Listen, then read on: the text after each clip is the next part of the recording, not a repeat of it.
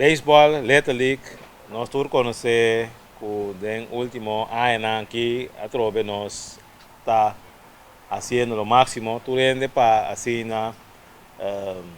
pôr o deporte aqui, ou seguir pôr o deporte aqui, top maneira de passar a tabela, tanto de parte de três comissários, nós temos presidente novo de Little League, nós temos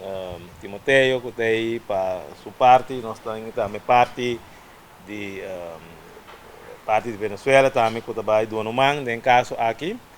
Então, nós queremos que está bom para foi agora nós começar temprano para arriba a parte aqui por sobra na 2021, janeiro, a volver a oportunidade para organizar parte de Little League na Bonaire e essa aqui de 3 dias que nós organizamos na Bonaire. Sim que está nada fez 2 primeiros dias, pero nós queremos que para o aqui nós que fez temprano começar e preparar nós jovens para assim dando uma boa apresentação para assim nosso povo, nós muitos também porta satisfeito com o local, com tanto todo dirigente no nível terreno aqui de Baseball Little League também está assim e com nós por cana adiante também para isso aqui. Então, de parte do governo, nós somos somente contentos com isso aqui. Porta uma muestra com o mestre vai atender com o deporte do futuro para sobra não somente com o orbo a oportunidade então pura bota correr para vai sacar cara ou fazer algo pero com plano caminho bota cana chega na local que nós quer isso aí nós queremos estar mais nosso lugar então aí de parte do governo nós somos contentes com a iniciativa aqui e que nós lutamos também como governo para dar todo o sustento necessário para que na 2021, hora que tem juega toma lugar na Bonaire, não somente que nós temos maneira sempre de sair são mais disciplinados, pero vai também que